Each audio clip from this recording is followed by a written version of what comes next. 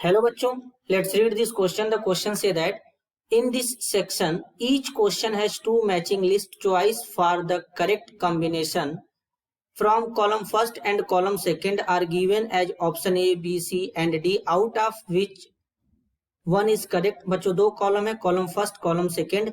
Column first में name दिया गया है, कॉलम सेकेंड में प्रॉपर्टी और फॉर्मूला गिवन है. कॉलम फर्स्ट का कॉलम सेकेंड के साथ में करेक्ट मैच कराना है. उसके रिगार्डिंग चार ऑप्शन गिवन है, इन चारों में से करेक्ट को आइडेंटिफाई करना है. तो सबसे पहले समझेंगे की कॉन्सेप्ट. की कॉन्सेप्ट होगा बच्चों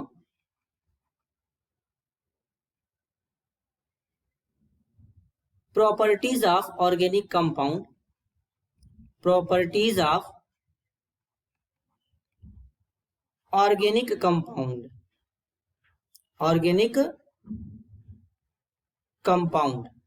तो सबसे पहले बेसिकली बच्चों यहां पे बात करेंगे हैलोजिनेशन की. तो हैलोजिनेशन में क्या होता है बच्चों, बेसिकली हैलोजिनेशन एक रिएक्शन होता है. हैलोजिनेशन एक रिएक्शन होता है जिसमें हैलोजन के थ्रू रिएक्शन होता है. सब्स्टिट्यूशन होगा यहाँ पे इस तरीके से. जैसे कि मान लेते हैं हमारे पास यहाँ पर बच्चों CH4 मीथेन है. मीथेन का रिएक्शन Cl2 के साथ यानी क्लोरीन के साथ कराएंगे लाइट के प्रेजेंस में. तो यहाँ पर सब्स्टिट्यूशन रिएक्शन होगा बच्चों. ये रिएक्शन जो होता है फ्री रेडिकल मैकेनिज्म के थ्रू होता है.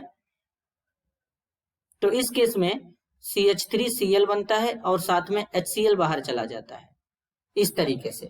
तो ये हमारा एक क्या हो जाएगा, हैलोजिनेशन रिएक्शन हो जाएगा क्योंकि हैलोजन के थ्रू हो रहा है. हैलोजन में जैसे कि क्लोरीन है बच्चों यहाँ पर यूज किया गया है, तो इसके थ्रू यहाँ पे रिएक्शन हो रहा है. नेक्स्ट है ऑक्सीडाइजिंग एजेंट. अब बेसिकली जो ऑक्सीडाइजिंग एजेंट क्या होते हैं बच्चों, वो ऑक्सीडेशन कराने का काम करते हैं. फॉर एग्जांपल जैसे कि यहाँ पे अगर हम ऑक्सीडाइजिंग एजेंट के लिए नाइट्रिक एसिड का यूज करें, क्योंकि यहाँ पर नाइट्रिक एसिड दिख रहा है ऑप्शन में, ऑक्सीडाइजिंग एजेंट. तो अब नाइट्रिक एसिड किस तरीके से ऑक्सीडाइजिंग एजेंट के जैसा काम करेगा.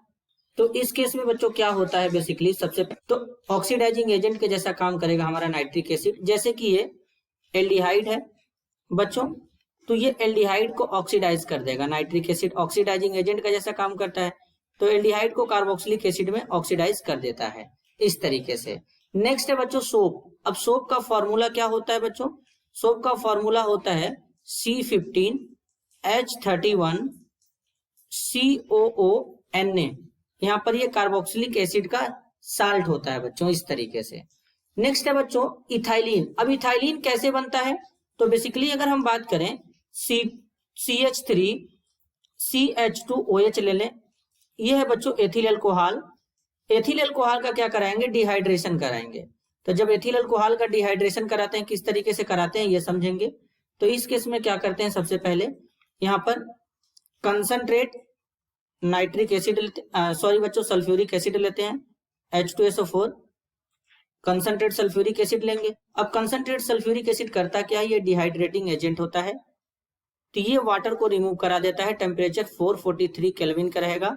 तो इस केस में क्या होता है बच्चों, C2H4 इथाइलिन का फॉर्मेशन होता है. साथ में वाटर के मॉलिक्यूल जो होते हैं वो बाहर निकल जाते हैं. कुछ इस तरीके से यहाँ पर वाटर का फॉर्मेशन हो जाता है. तो यहाँ पर C2H4 इथाइलिन का फॉर्मेशन हो जाएगा बच्चों. तो अगर हम इनका एक करेक्ट ऑर्डर बनाएं तो हैलोजिनेशन क्या होगा बच्चों, हैलोजिनेशन में हमारा जो ये P का मैच हो जाएगा 3 के साथ में, Q का मैच हो जाएगा बच्चों यहाँ पर 4 के साथ में, R का मैच हो जाएगा बच्चों 1 के साथ में और S का मैच हो जाएगा बच्चों 2 के साथ में.